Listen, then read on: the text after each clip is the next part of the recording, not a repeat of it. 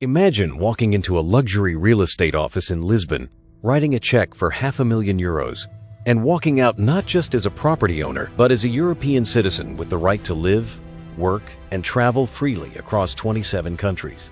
Sound too good to be true? Well, for thousands of wealthy individuals around the world, this isn't a fantasy, it's a legitimate business transaction. And it's happening right now in dozens of countries that have turned citizenship and residency into one of their most lucrative exports. We're talking about a multi-billion-dollar global industry where passports are products, borders are negotiable, and nationality itself has become a commodity you can buy if the price is right. Some call it economic innovation. Others call it a dangerous loophole. But one thing is certain, the business of selling citizenship is booming, and it's reshaping the very concept of what it means to belong to a nation. So how did we get here? And what does it mean for the rest of us who were simply born into our citizenship? Let's dive into the hidden world of passport sales, golden visas, and the countries cashing in on the dream of a second nationality. It all starts in some of the smallest, most picturesque places on Earth, the Caribbean islands. Nations like Street Kitts and Nevis, Antigua and Barbuda, Dominica, Grenada, and Street Lucia have pioneered what's known as Citizenship by Investment programs, or CBI for short. These programs allow foreign nationals to obtain a passport and full citizenship in exchange for a financial contribution, usually either a donation to a government fund or an investment in approved real estate or business ventures. Street Kitts and Nevis launched the world's first modern CBI program back in 1984, and since then, the model has spread across the region like wildfire. The appeal is obvious. These Caribbean passports offer visa, free or visa on arrival access to over 150 countries, including the United Kingdom, the European Schengen Zone, and much of Asia and Latin America. For wealthy individuals from countries with restrictive passports, think China, Russia, the Middle East, or parts of Africa, a Caribbean passport represents freedom, mobility, and opportunity. And the price? It varies, but you're typically looking at anywhere from $100,000 to $200,000 for a single applicant, with additional fees for family members. In return, these small island nations rake in serious revenue. Reports suggest that countries like Dominica and Street Kitts derive anywhere from 25 to 50% of their annual government revenue from citizenship sales. That's not pocket change, it's the backbone of their national budgets, funding infrastructure, education, healthcare, and disaster recovery efforts, especially after devastating hurricanes. But the Caribbean isn't the only region playing this game. Europe, with its powerful passports and access to the world's largest single market, has its own version of citizenship for sale, and it's called the Golden Visa. Countries like Portugal, Spain, Greece, Malta, and Cyprus have offered residency or citizenship programs that allow wealthy investors to buy their way into the European Union. Portugal's Golden Visa program, launched in 2012, became one of the most popular in the world, attracting billions of euros in investment, primarily in real estate. For an initial investment of just 280,000 euros in certain regions, you could secure residency and eventually citizenship, with all the privileges that come with being an EU citizen. Freedom of movement, the right to work anywhere in the bloc, access to world-class healthcare and education systems.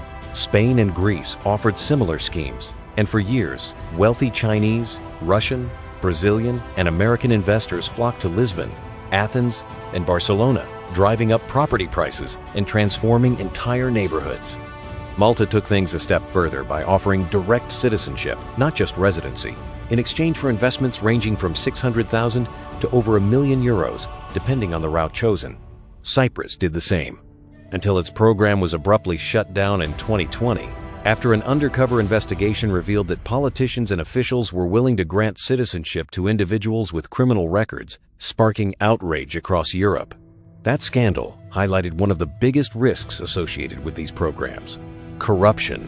When citizenship becomes a product, due diligence often takes a backseat to profit. Background checks can be cursory, and the temptation to fast-track applications for the right price is real. Investigative journalists have uncovered cases where convicted criminals, money launderers, and individuals facing international sanctions have successfully obtained passports through these schemes. In some instances, citizenship has been granted to people who've never even set foot in the country issuing the passport. This raises serious national security concerns, not just for the country selling citizenship, but for its allies and partners. A passport is more than just a travel document. It's a symbol of trust, identity, and legal accountability. When that trust is compromised, the consequences can ripple across borders. The European Union has been pushing back hard against golden visa programs in recent years. The European Commission has issued warnings that such schemes pose risks related to money laundering, tax evasion, and security threats. Portugal announced in 2023 that it would phase out its popular golden visa for real estate investments, bowing to pressure from Brussels and concerns about housing affordability for locals. Ireland scrapped its investor visa program entirely, citing integrity concerns. But despite the crackdown in Europe, the global citizenship by investment industry isn't slowing down, it's just shifting. New players are entering the market, and established programs are adapting to survive.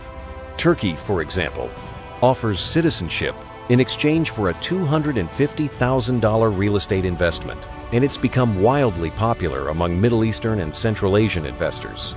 Vanuatu, a tiny Pacific island nation, sells citizenship for around $130,000 with minimal residency requirements, and it's become a go-to for those seeking quick second passports. Even the United States has its own version of this model, though it's rarely framed as buying citizenship. The EB-5 Immigrant Investor Program allows foreign nationals to obtain a green card and eventually citizenship by investing at least $800,000 in a U.S. business that creates at least 10 jobs. While the program has faced scrutiny over fraud and abuse, it remains a legal pathway for wealthy individuals to gain American residency.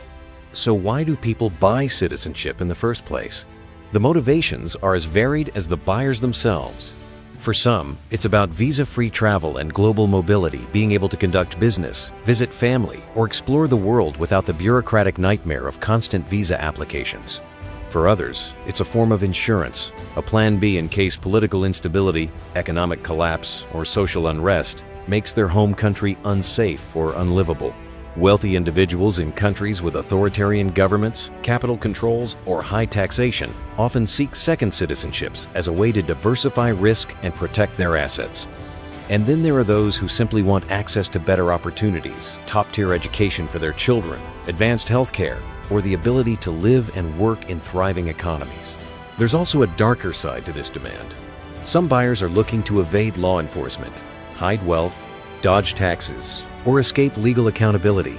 This is where the ethical and legal lines blur, and where the criticisms of citizenship by investment programs become most pointed. Critics argue that these schemes create a two-tiered system of citizenship, one for the wealthy who can afford to buy their way in, and one for everyone else who must wait in line, pass language tests, prove cultural integration, and navigate years of bureaucracy.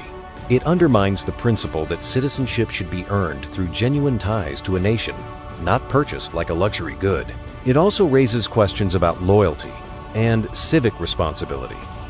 If someone holds 5 or 6 passports acquired purely for convenience, do they have any real allegiance to those countries? Or are they simply passport collectors gaming the system? On the flip side, proponents of these programs argue that they're a win-win. Small nations with limited resources gain much-needed capital and economic development, while investors gain freedom and security. They point out that many CBI programs have strict vetting processes, including background checks, financial audits, and interviews, and that the vast majority of applicants are law-abiding individuals seeking legitimate opportunities.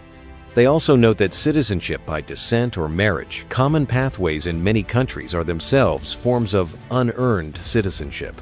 So why single out investment-based routes?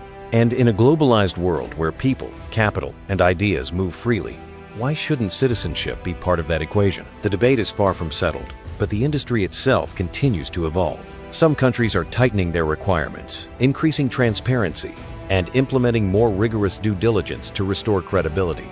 Others are doubling down, seeing citizenship sales as an irreplaceable revenue stream in an uncertain global economy. International organizations like the OECD and the Financial Action Task Force are calling for greater oversight and coordination to prevent abuse, while advocacy groups push for outright bans on all forms of citizenship by investment. Meanwhile, The wealthy continue to shop for passports the way they shop for real estate or stocks, strategically, opportunistically, and with an eye toward maximizing return on investment. In the end, the business of selling citizenship reveals a fundamental tension in our modern world. The clash between national sovereignty and global capitalism, between citizenship as a sacred bond and citizenship as a transactional commodity. It forces us to ask uncomfortable questions about fairness, security, privilege, and what it truly means to be a citizen of a country. And as long as there are wealthy people seeking safety, mobility, and opportunity, and cash-strapped nations willing to offer it, this industry will continue to thrive, quietly reshaping the global order one passport at a time. And that's something worth remembering the next time you pull out your own passport at the airport. Because for millions of people around the world, that little booklet isn't just a birthright. It's a product on the open market. What's your take? Should citizenship be something you can buy? Or should it only be earned through genuine ties to a country? Let me know in the comments. And if you found this eye-opening, smash that like button, subscribe, and hit the bell. We're exposing the systems that shape our world, one video at a time.